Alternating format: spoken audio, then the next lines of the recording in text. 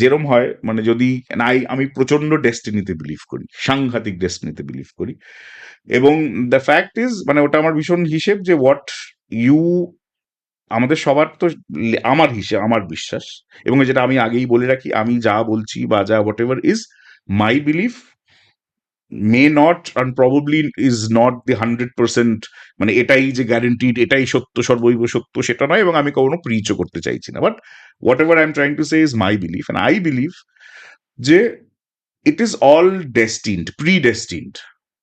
So সেখানে আমার যদি আমার সারা জীবনে, যেহেতু আমি খেতে খুব ভালোবাসি, যদি আমার একটা এন নাম্বার অফ চকলেটস আমার খাওয়ার হয়, আমি মারা যাওয়ার আগে ঠিক ততগুলো চকলেটই খাবো।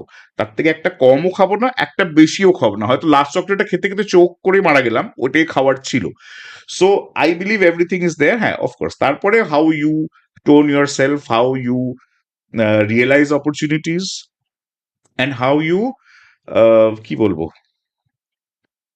তোমার রাস্তাটা তোমার, how you flow with the with your life. যেরকম আমার যেরকম লাইফটা I have always been, it's like a floating ভেসেলের মতো চলতে থেকেছে। I have never planned anything.